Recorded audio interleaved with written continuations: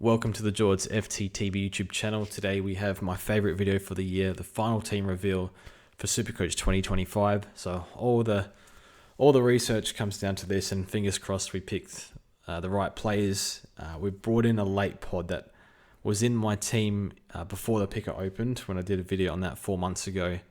So brought in a late pod, mentioned it on Discord, and got some, I wouldn't say positive feedback, but we'll see how we go. So excited to share that. So yeah, if you like pods, we got pods. Join the Discord if you want. Just get involved with the community. Post your final teams if you want feedback on that. Or it's just good to talk to people, or talk during game, or ask questions for advice and stuff like that. And well, not a lot of us are active in there, so I'm pretty active in there. So that's, yeah, sometimes I'll reply to any questions and whatnot. So yeah, excited for this year. Unique year in the sense that there's just a lot of value in terms of underpriced premiums or mid prices with good roles. And it's, yeah, you got to pick the right ones this year, and hopefully, you know, there'll be opportunity to jump on these players, but it's always better to start the right ones. So you're up a trade and whatnot. And, you know, even though a lot of opportunities come, sometimes you have to trade out players that might be good, or, you know, if you're looking for, they had a bad game, you're just looking for an excuse to trade them to get a player in. Did that last year with Nick Martin and Hayden Young, and it was a big mistake. So yeah, not be too reactive this year. One more thing for us is, last year I really wanted Zach Merritt because he had like a West Coast North and another bottom team in the space of 4 weeks, and I think he was about 620k, 640k even at that point, and I just tunneled. I was like, I want Zach Merritt before this run, and it is what it is. He's expensive. I'm just going to pay it because I planned for this. It was a big mistake. So very much, it's probably better to let the game come to us, let the opportunities come, like who's cheap at the time, grab them, get these rookies off the field as fast as possible, because yeah, the higher you pay for a player, the harder it is to get rookies off the field. It's just the reality of how it is. So it is hard to pay for expensive players. I think there's a few exceptions, like a Sheasel or a Sherry, where they just look clear top of their line and whatnot. So I think that's okay, plus captain options. Yeah, some people like a Dacos wrong as well. I think that's okay too, but yeah, got to be mindful of, we need to get rookies off, and these players hurt that ability. So yeah, a few focus points for us this year, as we just mentioned, and yeah, we'll get stuck into the team. So at D1, I have Harry Sheasel. Not much to say on Harry. He is expensive, and it is, yeah, as I said before, it does hurt your ability to get rookies off. But man, just the ultimate professional. It's essentially, it feels like we have Nick Dacos in the back line. He's the closest thing to Dacos. He's a year behind Dacos, but I do think he can be as good as Nick. Obviously Nick's incredible. It's a big ask, but yeah, he's a prodigy and generational talent, I think. So even if he plays a bit of half forward, like, he's just too good. And yeah, you look at the videos he does, like his diet, like times where he eats his fats and carbs and whatever. So it's crazy the level of dedication he has, and he lives and breathes it as well. So he's in for me. D2 is not Jordan Clark. We found a pod, and I'll try and explain. And I don't think this is the greatest pick, but I've hated the defenders the entire preseason. They either have buys, they've got durability issues, and I get it. Like, I think a little bit differently when it comes to that. When durability, I wait a bit. I give more weight to that in my decision making. But a lot of players that are like 30 plus, like a Zork or Stewart, obviously like guns, good roles, could easily go really well, but I want someone who's durable. I want someone in their prime. I want someone who can score. I've gone Nick Martin. Now, he was in my original team because he did 108 post-buy in the more half-forward wing role. Another preseason as well. So he's defender only, and I listened to an interview. It was like a random fan one from a couple of days ago. I interviewed him, and he said, you know, half forward comes naturally to me, and he'll be there this year at half forward. So he's getting forward status, you would think. In terms of the top forwards, you look at Juan Francis, Rankin, McRae, Daniel. Chad Warner could get there. He's on 43% forward or something like that, 43 or 46. Rowan Marshall, if he fills the void for all their injured key forwards. They've lost Owens. I think Sharman might be injured. Obviously, King's out. So they got problems up forward. So do they play Rowan forward? If he does play forward, then he'll get forward status. Luke Jackson is there if they decide to use him there, or things happen with Darcy. So there is a fair bit of competition, but he might even be keeper defender. I don't know about the top 6, but yeah, picking a player with a bad role and a bye, I don't think it's the greatest idea. But again, it comes down to I don't like Short, just the durability, and he was crap last year. I think I've warmed to it a bit lately after the comments of I was going to say Kingsley, it was Uze, the coach, saying they're going to try possess the ball more or something. So look, I think for his price, I don't think too much can go wrong with the Short. A little bit of upside as well, so I think it's okay. It's just not for me. I've already explained why, but if he's popular, it could go well. If it does go well, it's going to hurt us, so that's all right. But I've gone Nick Martin. He can score at half forward. Yeah, I don't know. The only players that can really score on half forward was like Prime Lockie Whitfield back in the day. Nick Martin finished his when he made the switch to like less halfback late in the second half of last year. His tog was like in the 80s, and as the year went on, or later in the season, he finished his last 3 games with 100% time on ground. So look, 108 post buy in a not great role. Hopefully he can repeat it. If it doesn't go well, it is what it is. But he most likely will get forward status. And he won't be far off the top 6 if he isn't top 6. So he's in my team. D3 is Jordan Clark. No surprise here. Yeah, love watching him play. Does intercept. Saw a little bit of the chip to Luke Ryan, and they do wax a little bit, but I do think Ryan's definitely worse when it comes to that. But yeah, Clark provides that offensive drive, high efficiency, has made a few clangers in the preseason, but I think it's just blowing out the cobwebs. So that can happen, but look, this line is just such a struggle. There's like interrupted preseasons, there's older players, there's injury-prone players, they're just everywhere. So this is what I've come up with. Yeah, I can't believe Nick Martin just popped this way in half an hour ago after just researching. Because to be honest, I was going to do this video this morning, and I couldn't because I couldn't figure out a defender. I had Perryman. I even tried Short. I was like, don't know. But anyway, that's us. Like Sicily, Holmes, Nass, I think they're all fine. Sicily, the role was just such a headache week to week. At the end of the day, he'll be mostly down back, and he could get forward status, but yeah, he's another one. So yeah, he's just a bit of a headache for Sicily. Max Holmes is there too. Looks like more inside mid-time. Scored better off half-back. I don't know with Holmes. I just haven't really warmed to the pick, but I can see it going well, especially like obviously star talent. Probably has another gear in him. He's got those 150 plus games in him. I think he's a fine pick. Nass as well, I think is solid, but I don't know with Nass. I just like Martin a bit, just most durable of the lot. So I've got Nick Martin. Next pick, I think he'll be in just about every team, is Matt Roberts. 27% owned and going up every day. Not much to say. I just prefer him out of the value picks, and I think he's got keeper potential for sure.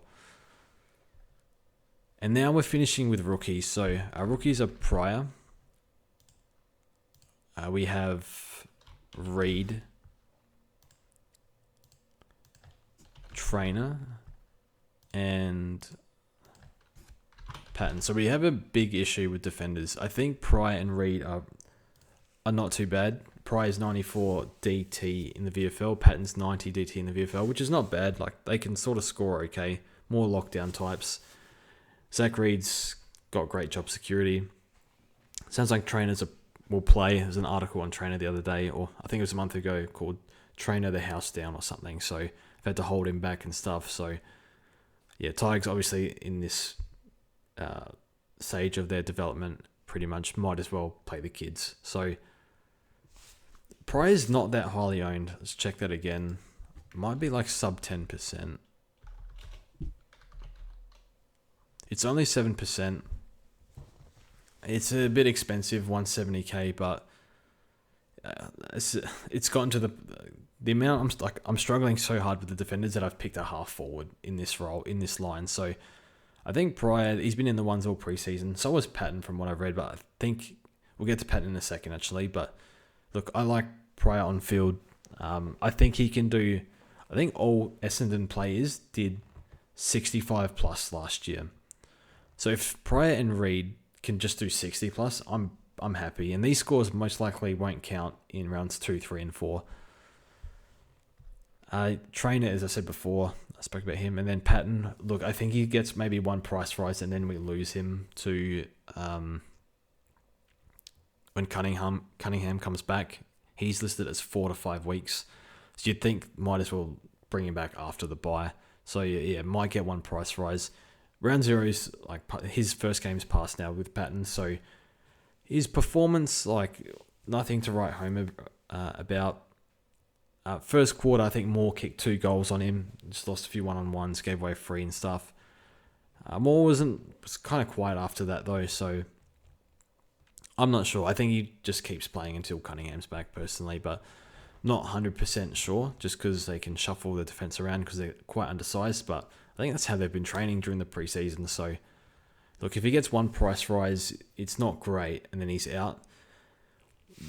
There's 2 other ones. So Leake's going to debut, but Tom Green is out. And looking at their best 22, I'm pretty concerned about Leake's job security, and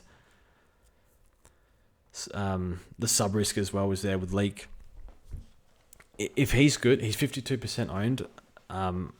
If he's good, so I think Green. So I lost train of thought there. So Tom Green might play round 1, so won't play round 0. That's what they're saying. So if he does play round 1, then we can see where Leake is named. If he's sub, if he's at the team or whatnot, we'll get a look at him. So yeah, I'm recording this before the game. So yeah, we'll just see how he goes. But at the moment, I'm more worried about his job security in terms of just to get one price rise than Patton. The other out that we might get is Cleary. I think there's a reasonable chance he's in the 22 because I look at the Dogs 22. I probably can't remember off the top of my head. I'm not going to read it out, but I think they had Gallagher down back as the 7th and Cleary there as well. I know Bevo seems to love Gallagher, but when Dale comes back in, maybe they get rid of Gallagher and Cleary stays because he played all right. Been on the list a few years now. So even a few years ago when he played, I think he only played 2 games. He actually looked not too bad. This is 45 average here. I honestly don't remember him playing this year in 2024. So if Patton can get a price rise and then we know that Cleary is going to stay in the team, maybe we can make that swap. It's just, it's hard to find that 50k at the moment, and we'll just kind of see what happens with Cleary. So if he even gets named round 1. So there are potential outs, but I hate this defense line, and I don't want to pick any more players. Like I've looked at Griffin Logue, looked at Jacob Blight. They're just too much money.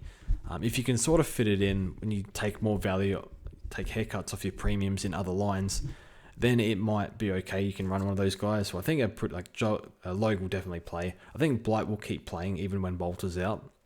When Bolter comes back. So those guys are there, but just not having them is not going to kill you at all. So yeah, just a lot of money to invest in. So yeah, that's what we've come up with in defense. Yeah, go on the old durable, and then guns and rooks. So see how we go.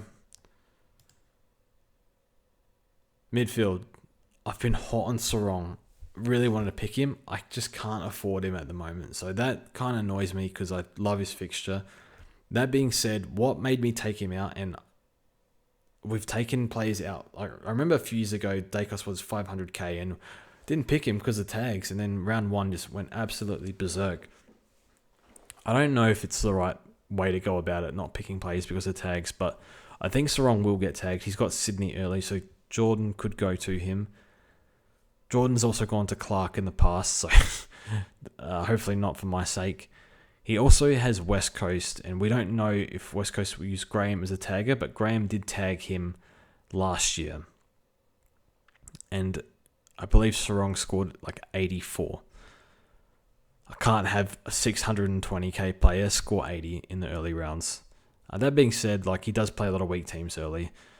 So we've gone for Andy as the M1. I don't trust Andy like I trust Sarong, but there's no buys, and his post buy was like plus 10 on Sarong, and that was largely due to tags. So his contested game improved last year. So yeah, I think his contested possessions went up.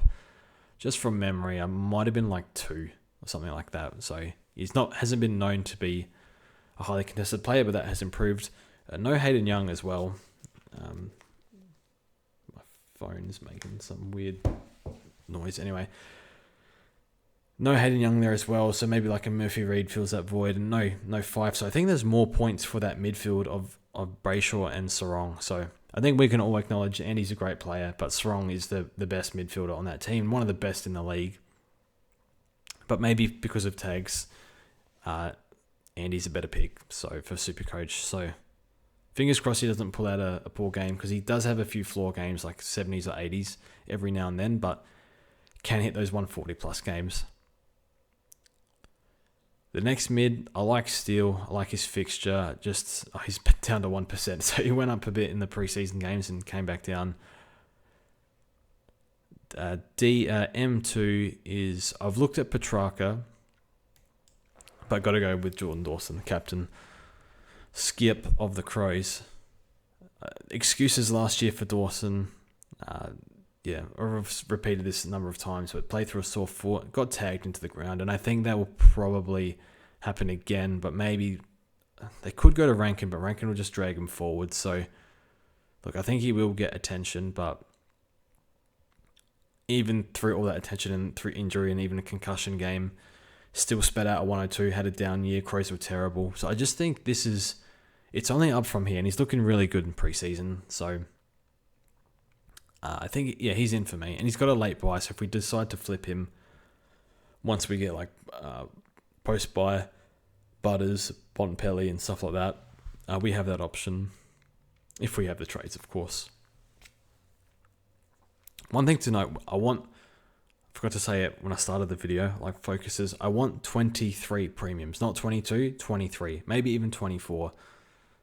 It's going to be very important if one player gets tagged out or one player gets concussed, we want a premium covering that, not a rookie. So I guess the whole point of having the 23rd premium in previous years has not been to loop.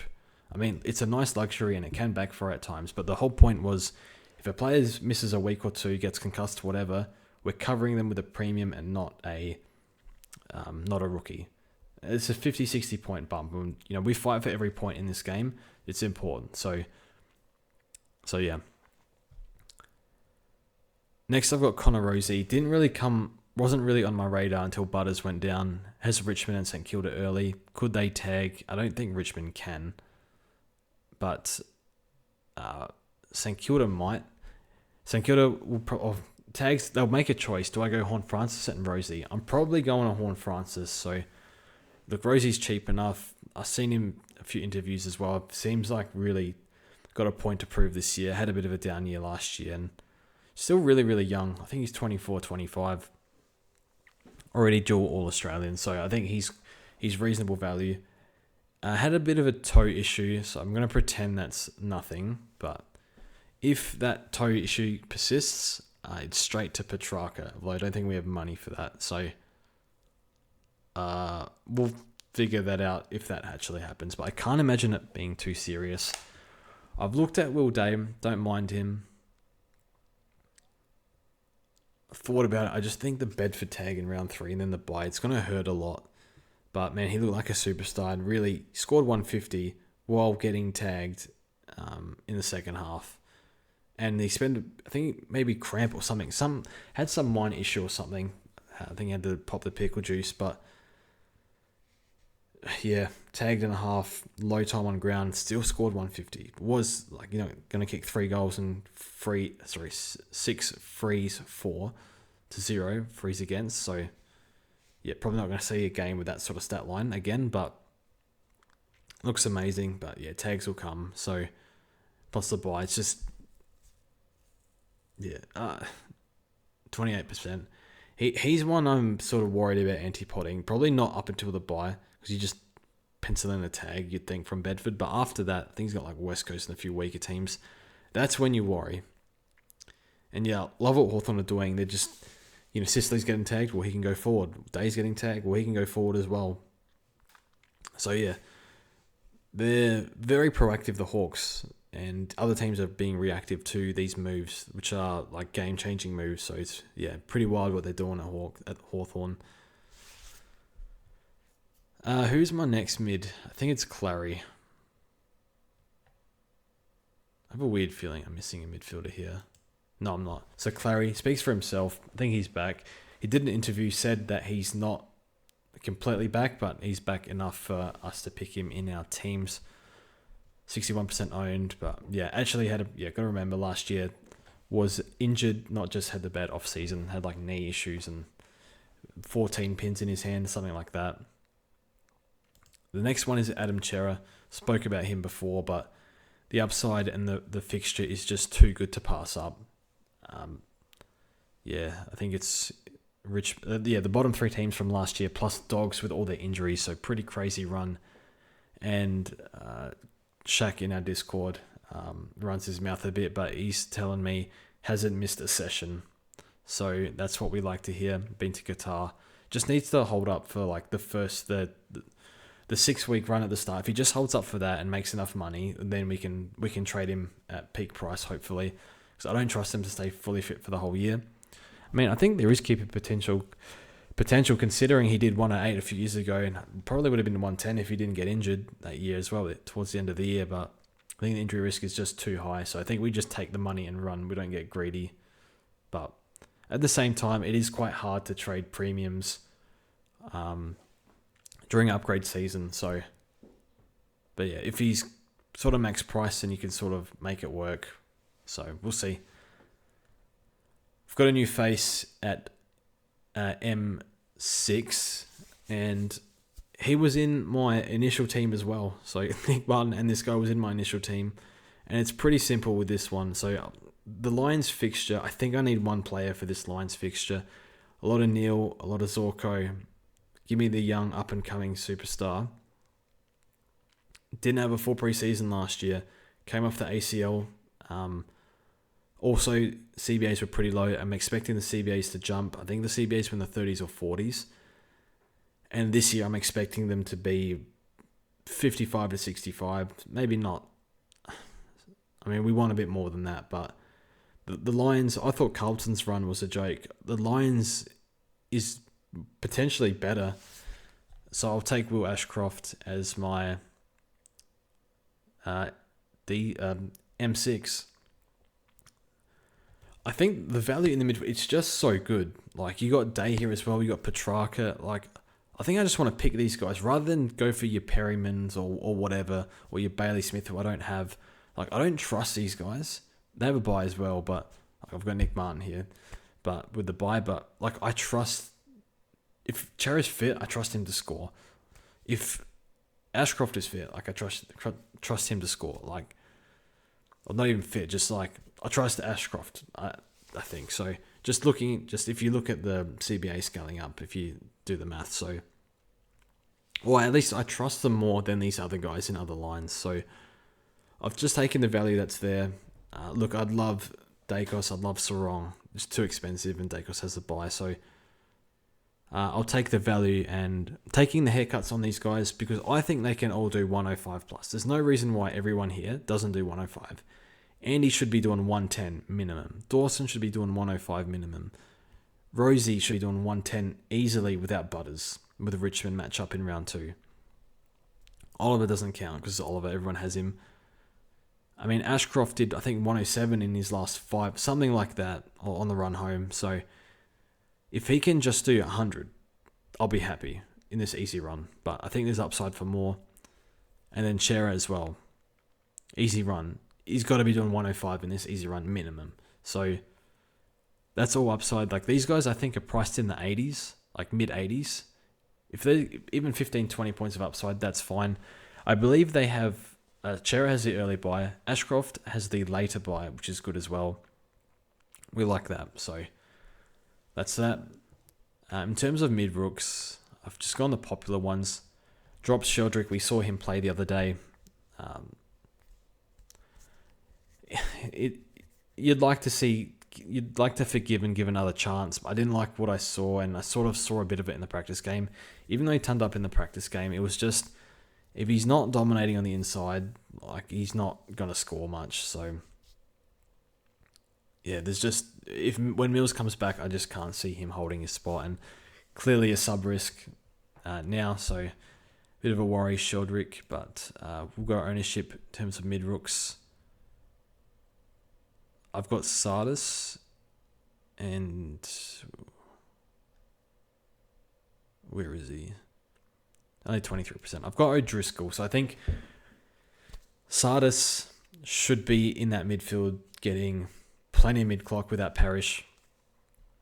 I don't have Ben Hobbs at the moment. I'm half tempted by Hobbs. I've been doing a bit of research. It sounds like he's going to play, certainly in the 23. I don't know if he's sub. I know Essendon supporters are fairly bearish, I think, on him from the ones I've spoken to. But Durham's playing a bit more forward. Interview with him the other day.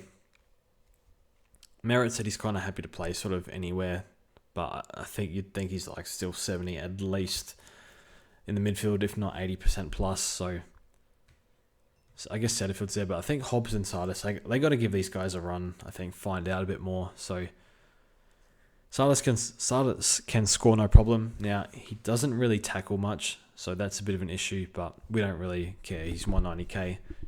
And yeah, I'm okay paying up for rookies because, taking the haircuts on Oliver, Chera, and Ashcroft, which I'm happy to take anyway, has allowed me to pay for a bit more quality rookies, which gives me a bit more security of the ability to make money long term. So the other one I have is Levi. I've got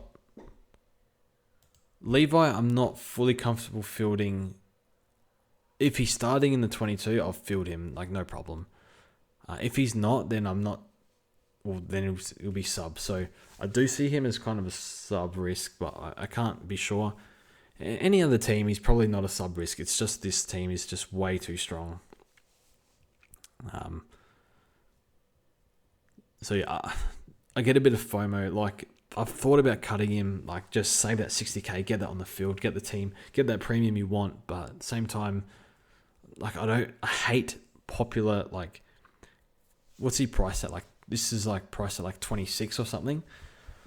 He can do 70, and that's just too much ground to give up to other people, too much money. So if he does 70, he's going to probably get 150k.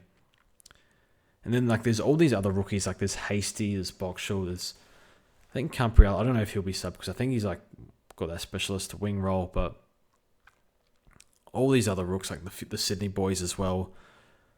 Like, what's their job security? What's their sub risk like? It seems pretty high, and I guess the same goes for Ashcroft, but we have a better read on Ashcroft. We know he's like a potentially could have been a pick 1 this year. So, and yeah, has absolutely no problem racking it up, getting those handballs, like overlapping handballs, as we saw in the practice game. So I think I'll probably bench him to start. It could hurt, but at the end of the day, he's probably going to be 5th in line for CBAs, and yeah, a lot of half forward. So I'm thinking somewhere in the 70s for Ashcroft. And look, it won't kill you for not having him, but I think, yeah, 70% of the people of the comp have him, and I don't want to be one of those people without him. And if he pops like a ceiling score, it's just, yeah, too much money to be made. And potentially fieldable too. Might get forward status, so we can sort of work with that if we need to. Next one is Nevitt. So another one you can probably field. Scored pretty well in the VFL. Finished, I think, with a 200 SuperCoach score in his last VFL game. Looks like he's getting inside mid-clock. In the practice game, they gave him like 70% mid CBAs. You don't think he's going to get that, but he is versatile, and Chris Scott loves his mids. Going on the wing a bit. Swing at halfback if they need to, half forward, wherever. Chris Scott loves that, and Nevitt can play a bit of wing, so I don't know if he can play half forward or anything, but yeah, you can just see like he kind of fits that model. Like they kind of like Jack Bowes because he can sort of play anywhere too. So I think Chris got. I mean, he's had a big preseason. It sounds like, and I don't know if he's sub risk or not. To be honest, hopefully not, but we'll see. He's on my bench for now, but like if he's on my field, I'm not upset. Like I'd rather field Nevitt than Pryor or Zach Reed, but just structure sort of puts you in a direction where, like, I'm again sick of picking defender premiums. Last one, I think it's Max Hall from memory. I thought Hags Max Hall. I think Joey Montagna said on the SuperCoach podcast that he's been in the ones all preseason. So, I'm not sure if it was all preseason, but he's been in the ones in preseason. So, fingers crossed he plays. And if we stuff this pick up, there's options we can go to. There's Campriali, there's Boxall, there's Hasty. We can get a look. So, if we need to correct, yeah, we'll have a look. Rucks, Rucks, I was so set on Sherry, so set on him, and just the way it's worked out, there's just too much value to take elsewhere, and I just can't afford, like, I don't really want to cut these expensive rookies, to be honest. I mean, I wouldn't be upset if I did, but I don't really want to, because I think I feel like I could replace them with a rookie that's potentially dead, and I'm already expecting Patton to be dead by round 4 anyway, so I'd just rather pay up. I've gone to Koning and Flynn. Flynn R2. I was preaching that if Flynn goes down, then we're kind of in trouble. I guess we'll just run the gauntlet and Harry Boyd on the bench. Maybe he plays, maybe not. If he doesn't play, I'm just going to pick him anyway. I can't afford the 20k to get him to a loop, but you'd think he plays at some point. Although if he's not playing early with all the injuries, when's he actually going to play then, if you think about it? But De Koning pretty much has to solo ruck, and we know what he can do as a solo ruck. He makes me kind of nervous. I really like Lloyd Meek, but with the bye, it kind of makes it hard. Like, even though for example, I've got Nick Martin with a bye there, but if I've got like a Meek there and someone else has a Sherry, like I'm kind of scared of that that fixture when he has the bye. So, I think De Koning he's a very popular pick, and see how it goes, captain option, and yeah, he's just a scoring machine. So, if he's not a keeper, depending on what happens with him, because I don't know if he can ruck solo for a full year. Like, I don't know if he's capable of that, because yeah, he just got like a bit banged up last year and copped a few really nasty knocks, which put him out for a while. So yeah, it does play a lot. Like, he's a contested player, so yeah, it can be tough when you're not built like a Meek or a who else, like Nank, like, or Sherry. Like, these guys are just massive tanks. So he's not really that build, but yeah, the other guys can take a bit more probably knocks and stuff. But he's in, ceiling's too high, captain option. We can BC him when we get the chance. And yeah, Flynn looks like he's the guy. I think he said back me in when, I can't remember what podcast it was on, but when they asked should we pick him, and he said yeah, back him in. So he looks alright in the preseason, and I mean his competition's BJ Williams, who just got smashed last year, and I think they want to try him forward anyway. So that's my lineup. Yeah, pretty nervous about no Sherry. I think round 1, North versus the Bulldogs, round 1. Dogs have no mids, basically. I mean, they have a few mids, but no Trelaw, no Bont, underdone Richards. Against Timmy English, like, slight build of him compared to other rucks anyway. Against the monster Sherry, like, you just look away. Like, I think that's the thing that I dislike the most about, the least enjoyable thing about this game. I mean, there's a few things, but it's mostly fun, but watching a highly owned player just go absolutely berserk and nothing you can do about it. I think that's, watching Luke Ryan last year was very painful to watch, but Sherry should completely annihilate English, you would think. And I think I've got Sherry in the other formats, because I think Flynn's probably better for SuperCoach, and I'm putting the C straight on Sherry in round 1. So yeah, I honestly, like, if he scores 180, like, it would not surprise me in the least, and there's just nothing we can do about it. We just got to hope the money we saved makes up for it. And his run is, he's got Grundy in round 4, and Grundy apparently he copped a bit of a knee knock in weeks before and was a test for opening round, but it didn't look good. Grundy, he's 31 now, so I don't know, is he playing sore? Like, if that Grundy shows up against Sherry in round 4, like, look out. But Sherry's the one we got to get in ASAP, I think, just to stabilise the ruck, so we'll see how we go. Now the forward line, pretty standard forward line for me. I've gone Horne-Francis. Yeah, not much to say on Horne-Francis. When you look at no Butters, and looks like I know it's been practice games, but we saw him take a few more marks around the ground, so that is promising. Ken wants him more in the midfield. Been overseas again, so maybe he's that little bit fitter. So fingers crossed that a bit more upside with Horne-Francis. But yeah, 63% owned. What level he gets to as a player, who knows? But yeah, his ceiling is probably Brownlow medal. It's going to be hard with Nick Dacos farming 35 plus votes a year, but yeah. We have Horne-Francis. Next player I have is Isaac Rankin. Not massive on this, but if you look at the data that we got from last year when he was fit and firing in that midfield, just a scoring machine in there. And even though his DT scores, like the raw stats weren't really there, it's the high impact, the goals, the goal assists, contested ball and the clearances. So yeah, he just scores really well, and they want him in the midfield this year, mid forward. Now, I'm a fan of Rankin, so bit of upside with him too. And I think St Kilda round 1 with all their injuries, I mean, lost battle as well, so like their defense isn't super strong at the moment. I think Howard's out too, so Adelaide Oval at home versus Saints, injury depleted. Like, if the Crows are serious, they got to put them to the sword this year. But I do, Saints probably my second or third team, so I do like them, but we need Dawson and Rankin to have a big one, so see how we go. Winhager could tag, but I wouldn't be surprised if Winhager's not in the 22 because they've kind of kicked him out of the midfield. So where's he actually going to play? But maybe he just does play because of injuries and stuff. The next player, I believe, probably the number one must-have, along with Daniel in the whole game, Jack Macrae. I think he's back. See how he goes as the year goes on. But yeah, it's just good.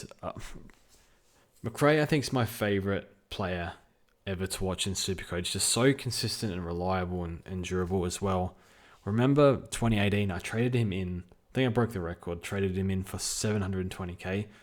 Although I do have memories, some people traded him gone for 750 a few years back in the COVID year. But it's one of those things where, like, we're still kind of learning. I was sort of learning the game at that point. But I was thinking, we knew, don't chase points. Everyone would say, don't chase points.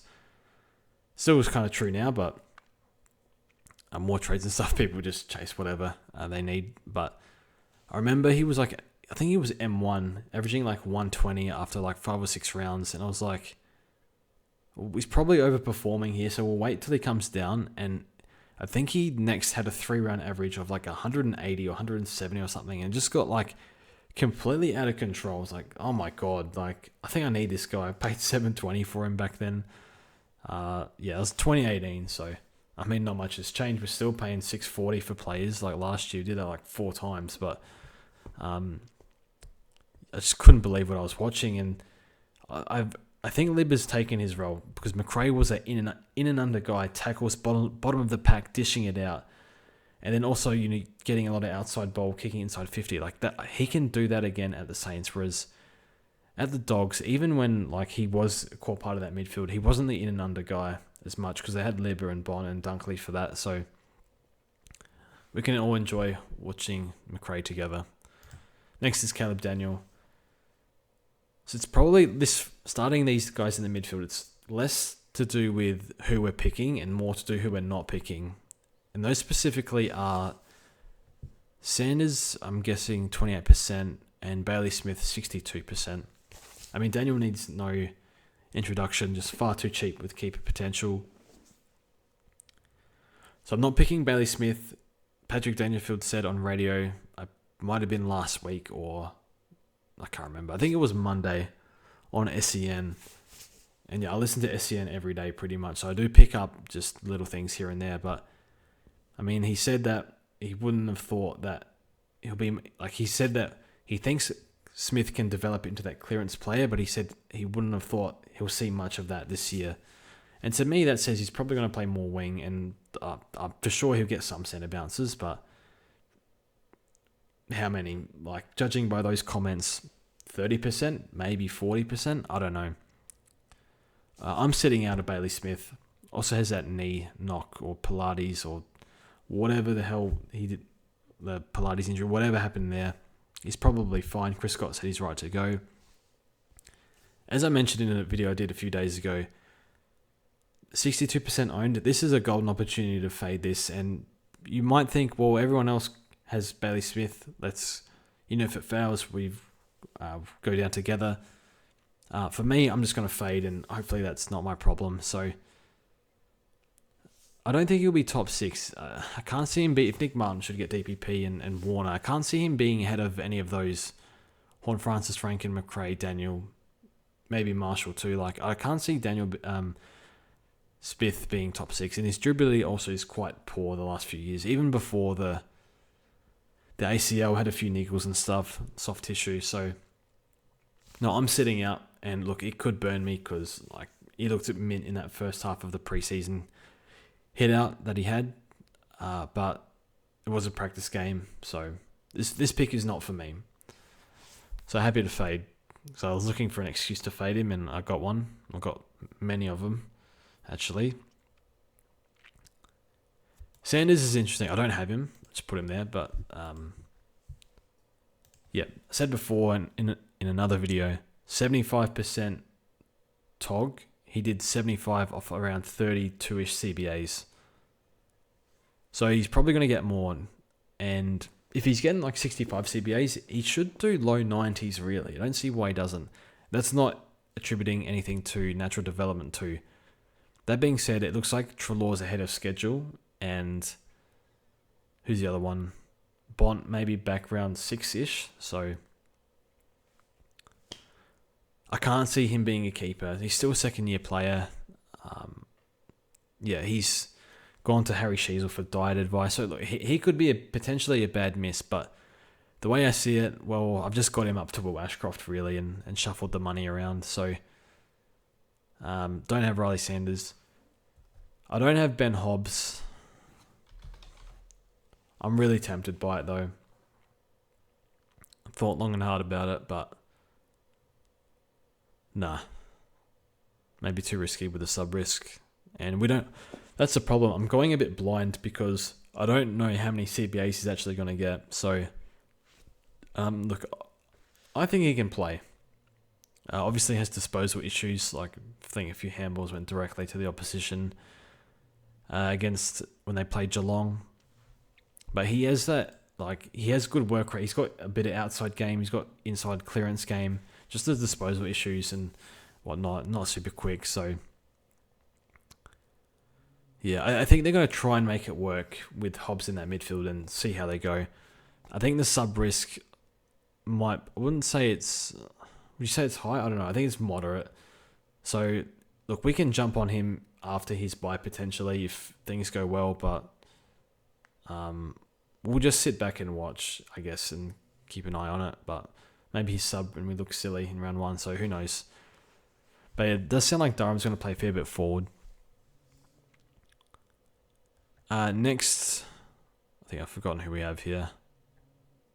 We've got Hugo Garcia. So 17% owned. Like, he's not going to be top 6. Not a must-have, I don't think. But I mean, he's been third. He's been starting in centre bounces at training. Started in the CBAs in the practice game. Like a third CBA mid. No Sinclair, but maybe Sinclair plays down back. So. Excuse me, I need to catch a breath. We've been talking for too long. I mean, there might be times where they put.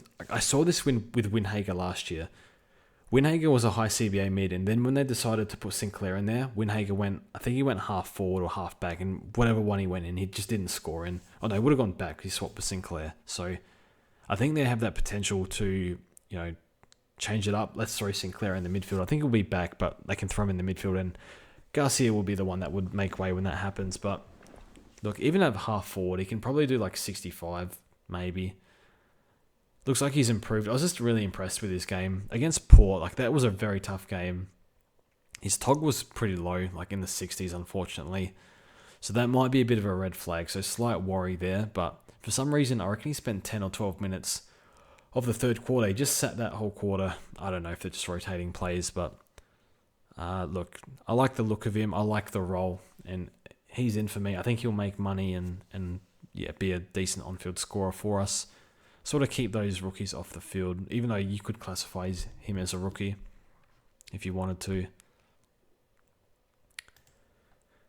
Davidson, pretty much a must-have. I think we filled him versus North. Oh, that's bad. I've gone Pau Pepper. I think he can do 65, and I think we can field him against Richmond and St Kilda. He got 20 touches in the practice game.